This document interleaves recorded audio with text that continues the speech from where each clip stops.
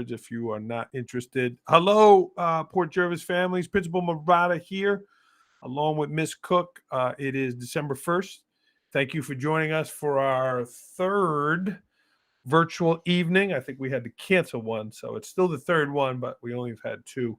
But we do have, I think, 5 more scheduled for the year. We're really looking at once a month to get together virtually with our students and parents. Thank you for joining us, parents. Students, if you're with your folks, kudos. Ms. Cook, you want to say hello? Sorry, I had to find the button. Hi, everybody. I hope everybody's having a good night, staying warm, getting nice and chilly out there. It is getting a little chilly, but it is the time. Let's not complain about the cold until it's like single digits, Yeah. But it's not January 10th. Yeah. I feel like January 10th, they should go back to spring. I'm good right now. Well, happy holidays, everyone. Thanksgiving has come and gone, and it is the holiday season. My kids forced us to put holiday music on the way home from Thanksgiving. So we officially turned from Thanksgiving to the holidays. But we do wish you the best during this season. And it is a nice time, right? It really just is a nice time. We're playing holiday music in the cafeteria. And just nice stuff. So number one, Mr. Holik retired today. Many of you, if you are Port Jervis graduates, as our parents, 50 years Mr. Holik has worked in Port Jervis District. Unbelievable. Teacher, coach, principal, summer school principal, night school principal, athletic director. 50 years. We celebrated that today. And as someone who's been in Port 20 years as a school leader, I've learned Mr. Holik, just grace, right? He's just very, always with grace, respect. And he showed up in good times and in bad. For our middle schoolers that are here, for our parents that maybe might be first-time middle schoolers, it is a long journey, right? Ray Holik showed up in good and bad. When things were tense and tough, whether it was a school board meeting or a tough game or whatever, Ray was there. And then certainly in the good times. But as I said today in my little speech, with a wink and a smile. So just appreciated that. And someone who really, when you say has dedicated their life to Port Jervis schools, 50 years he's worked in the school district. It was amazing. So it felt like you were with your grandfather who you love today, or that great uncle who you love. Miss Cook, you were a student there. You had Mr. Holik as a teacher. I actually did not have him, but he was always in and out of the gym when I was there. So I knew Mr. Holik. Yeah. Great guy. It was a awesome. beautiful thing. Well deserved. It was. And honestly, I keep saying that's what, even seeing today, is what makes Port Jervis so awesome. You don't see that in other schools. You really don't. So it was a wonderful day and well-deserved retirement. Mm-hmm. And our parents who were on, our middle schoolers, the student athletes, anybody who was a student athlete went down. They were part of one of the ceremonies, but everyone else kind of joined in the hallways as Mr. Holik walked through from ASK to the high school. It was just a really, it was emotional. It was really cool scene. It was a really nice scene. So students, thank you for your enthusiasm. All right. Well, the theme of tonight, we wanted to just talk about some of the assessments. Parents, you get letters home, you hear information, you're hearing from your kids, report cards. And we really just wanted to talk a little bit about some of these assessments your kids are going through, what they mean, how they work, and how you can support your child through this. So there's a number of things, and there's a lot of initials, right? If you're not in academics, if you're not, so it might sound like a lot. We'll try to break it down for you. So there's a number of things that happen throughout the year that we assess where your child is at, not necessarily to give a grade, but to see how they're doing, right? The goal is the end result, that your child is a well-rounded, educated child. And we kind of want to monitor that as we go. So a couple of assessments that they have during the year, throughout the year, at the end of the year. Number one is IXL. IXL is an online program your kid could show you.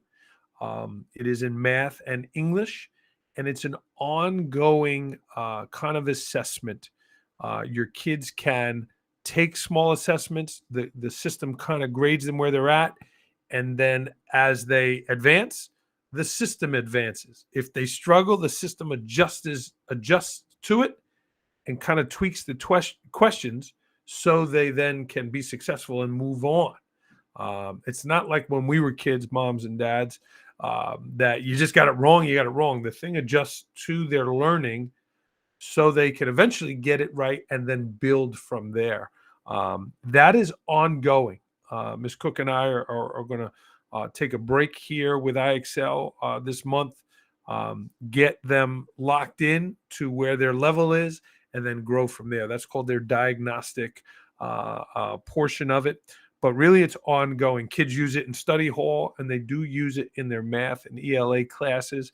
And it really it gives them a measure of where they are versus, with themselves versus the kids similar to their statistics. So that is one form of measure that we use. It's called IXL. Your child can certainly show. And if you have questions while I'm talking, or you want to jump in the conversation, there's a little hand button on the middle of your screen. You can raise your hand or jump in the chat here. Ms. Cook, anything else you want to add about IXL? I was just going to say that most of the students, if they've taken the diagnostic to kind of understand the score that they get, so say a student comes back and they have a score of 750. The 7 in the front, the first number of the 100, tells you the grade level they're at. So a 700 would represent that they're at a 7th grade level. The next number would say what month. So if it's 750, they're at a 7th grade level, 5th month for that topic, or subject. So if they take a math diagnostic IXL, if their score comes back like 920, they're at 9th grade, 2nd month. If their score came back 330, they're at 3rd grade, 3rd month. So that's how you can kind of understand the scoring, where they're scoring for each. And the nice thing about it is whether you do the diagnostic piece or there's a part that you can go in and just do a skills piece, you will get immediate information back, not just with a score, but other types of questions that you can use to enhance your score and to enhance your skills. So I was a previous math teacher. I would have gone in and been able to see from a student, or the student could see also, hey, I'm struggling with maybe a geometry, but I'm really good at solving equations. So they can see what they're good at and they excel, and then some strengths or some needs that they might have. So they can go in and kind of click, and then the program will automatically set them up with future questions, and not just the solutions, but kind of written out solutions to go through to guide themselves, as well as get help from the teacher. Thanks, Ms. Cook. And again, questions, certainly jump in the chat, or just put your hand up or unmute. But that's one tool we use. Another tool we use is called MAPS. You've probably heard of them. We've sent home some information about them. We do it 3 times a year. It is a measure, again, math and English, and the kids take it in their classes. It usually takes about 2 class periods. And again, gives them a measure of where they are individually, gives them a measure of where they are in New York State, and it builds year to year. And it shows their growth score. So again, Ms. Cook and I have middle schoolers ourselves, right? So if your child is taking this test in the fall of their 7th grade year, they're going to hit a mark. And then where are they in, the middle of the year? We take it around January again. And then again in the spring, I think it's after the state test, Ms. Cook, right? Is that kind of early May, end of April? Yeah. So there's 3 points of measure. Where did they grow? And where are they, right? If your kid is super excelling and like they're doing fantastic, like you might not see a tremendous growth between the fall and the winter because they did so well the first time. If they didn't do so hot the first time and they, did much better, you'll see a jump there. So don't be alarmed if you don't see like an amazing growth score, but the MAPS measures growth in their learning. We always want them moving forward. But that is a system of 3 kind of things throughout. They do it in grade school too, so you should be familiar with it. If you have no idea what I'm talking about, certainly maybe give us a call, get in touch with the guidance counselor, and someone will help you go through what these MAP scores mean. But we'll do that 3 times this year, and it's a measure of how your child is doing. Again, not something of you're going to get this grade and, ooh, it's bad, versus, hey, this is where your child is compared to where they were and compared to other kids of that age. So, Ms. Cook, anything there that I didn't mention or you wanted to add? No, I think what you said was good. I would just say for parents on the lookout, it's always interesting to kind of compare the spring score, which we take at the end of the year, to the fall score. A lot of times we kind of see a dip down just because it's summer, right? I have kids of my own, and trying to get them to read and do all that fun stuff or school stuff over the summer can be challenging. So we hope that they kind of stay at least even going in, but a lot of times we do see that dip down at that time, just so you know. Thanks, Ms. Cook. The last 2 parents, is number 1 is a report card. You just got those for the first quarter. Obviously, if your child is failing a class, that needs to be addressed. Get to the teacher, have your child stay after. If they're failing in the first quarter, they're really not doing their work. So if there's a failing grade on your report card, they're not doing your work. If you've made the honor roll, if you made the high honor roll, we salute you. We're going to honor you tomorrow. You're going to get a certificate. You're going to get a cookie. You're going to get some pizza for our students of the month. There's going to be some good stuff there. But that is a feather in your cap if you've made the honor roll. But that next measure is the report card, right? And what parents, look at the comments, right? What does it say? What does it say about your child? We ask our teachers to leave 3 comments, and what are they? So take a look at those. If you need a paper copy, we will get you one. The days of printing, 400 copies of report cards are over. It's pretty electronic. So we can get your paper copy if you need it.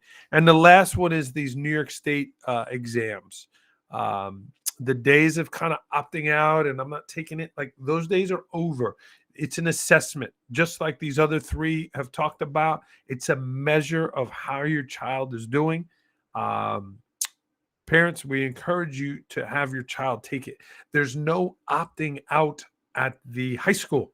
These are tests they need for graduation. So work with us.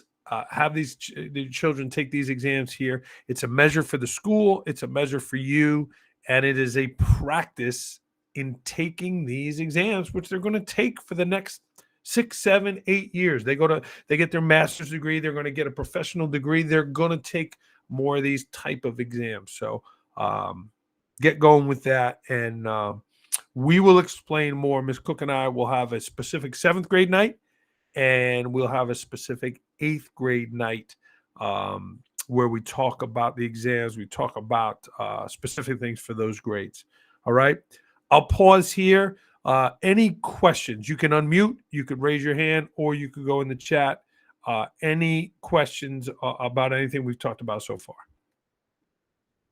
And we appreciate you being here on December 1st.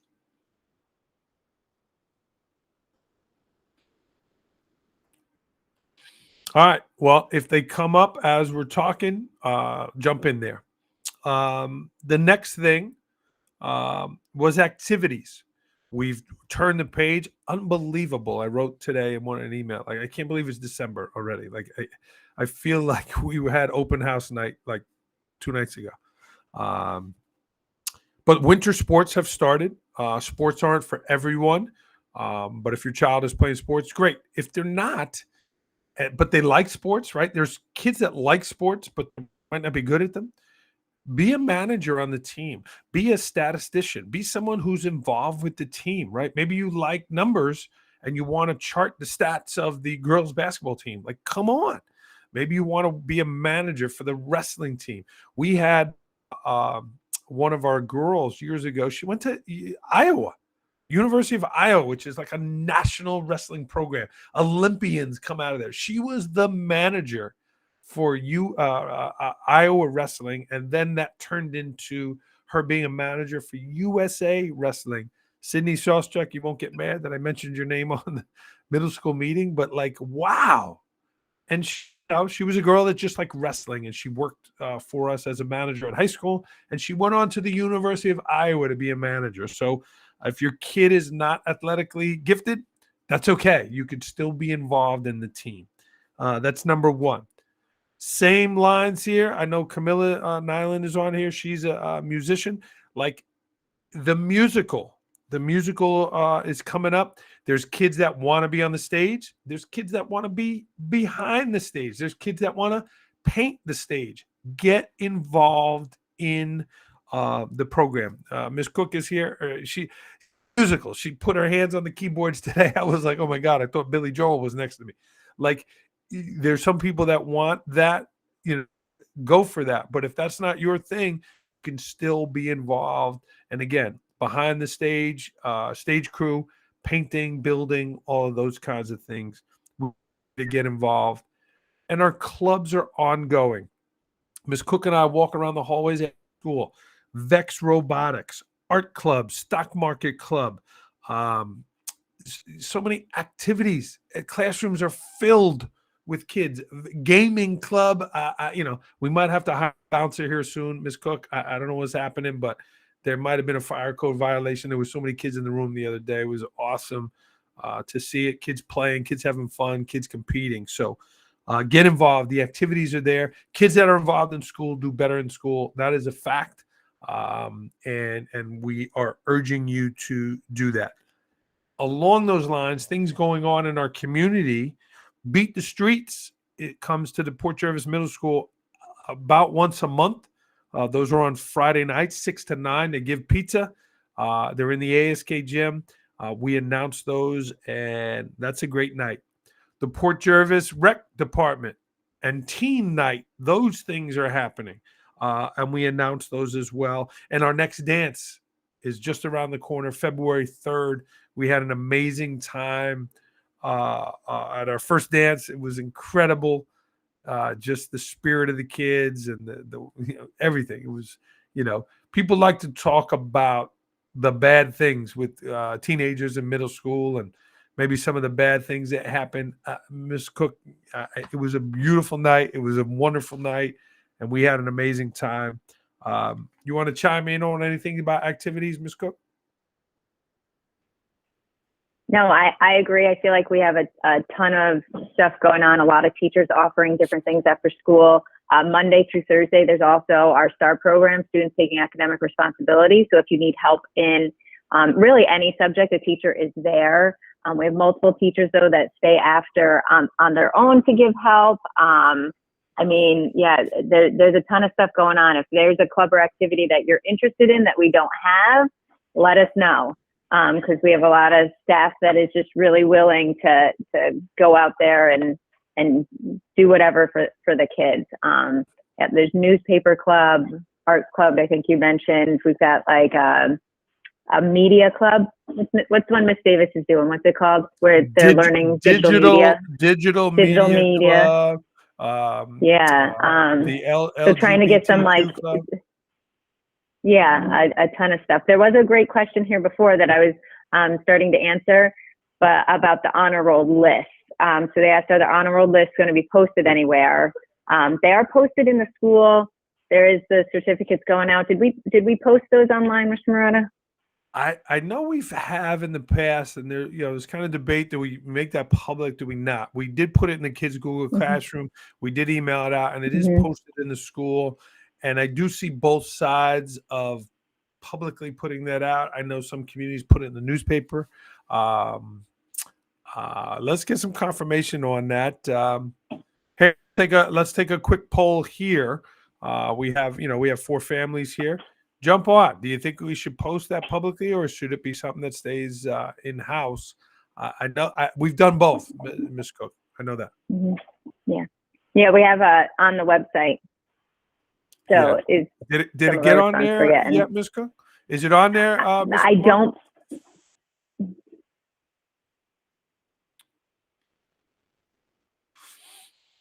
I don't know if it is currently. I didn't see it. The only reason I ask is honestly, the only reason I know my son got on honor roll is because I saw another parent post it, and I happened to say, "Hey, did you get honor roll?" He's like, "Oh yeah, I did." I'm like, "Were you gonna tell me?" He's like, "No." So, I mean, I'm sure nobody else's kid. I'm sure they tell them everything, but my son tells me nothing. It's like a game of cat and mouse. Can you find the information? Yeah, try. So. No, Ms. Marco, I think it's the other way around. I think they're all kind of go. And Ms. Cook, we're trying to, as much as we can. We email, we call, we we try all these different avenues. But let's see, Ms. Marco, maybe we'll do that. But in the end, we want to celebrate and recognize the kids, and we are doing that tomorrow. So maybe tomorrow will be the day. We'll go through that tomorrow and see what we'll do with it. Thank you. Yeah. All right. Last thing, just some best practices, right? And you're invested parents, you're here, kids, you're here. Just some best practices. I think I've told this story before about I walked off the graduation stage years ago with the valedictorian's father, and I said, "Man, hey, how did you do that? Your daughter's incredible. What's the secret?" And he said, 15 minutes. I said, "What are you talking about?" He said, "I made my daughter read 15 minutes a night, a non-school book. It always went longer, but a non-school book, something she was interested in. I made her do it." Bam. So parents, if you're watching this on record, parents that are here live, 15 minutes reading and 15 minutes just reviewing their notes, reviewing what they did for the day, going through the Google Classroom. What are their assignments? Going through the stuff, making them go back through. Ms. Cook and I do that as a daily practice together, right? What do we have? What do we have to do? Where are we going? 15 minutes. So 15 minutes reading, 15 minutes kind of going back through, rereading your notes. Hall of Famer Kevin Birmingham. Some of you might have had him as a social studies teacher in the high school. 15 minutes reviewing. So that's 30 minutes a night. We all can spare those 30 minutes. That's a best practice. Parents, kids, the organization. I can't tell you the amount of items that are lost each day that Ms. Cook and I pick off the floor each day. They leave their Chromebook. Their Chromebook's not charged. Where is their stuff? Organizing a middle schooler's life, we know, is a challenge. Continue to have conversations with your child about organization. Right. And Mrs. Markle, we appreciate you unmuting and speaking, right? Just getting the information from your child. But the organization, where's their homework? What is due? Having those conversations and going through those items with your kid is in very important and super valuable. And the last one is cell phones. Ms. Cook and I are very thrilled with what happened. With this year away for the day, we have had minimal online negative situations, and it's been great. So continue to monitor your child's cell phone. Continue to work with your child. If you do not have a filter on the apps they can get and the passwords in those apps, Snapchat specifically, that's where the kids communicate. Get it. Not that you're watching every little thing your kid does. You don't need to be doing that, but you should be able to have access to be able to see what's happening when they're happening. So just some best practices there for you. So before I hit stop on the record, Ms. Cook, anything else there, or parents for public consumption, anything you wanted to chat about? No, I just want to say thank you for those that joined at any point in time. If you ever have any questions or concerns, reach out to us. Any input, anything at all. So, but thank you. Yeah. All right. I will, I'll hit stop record here. Parents, there are a number of other nights here. Let's see if I have this document open, but we did email it today. Parents, if you didn't get that email, let us know. I don't have the other dates here, but we have 5 more parent meetings. We want to continue the conversation. We do want feedback. And parents, we did also email a survey that went out. We would love to hear from you. So I will shut down the recording here, and parents, stay on for a second.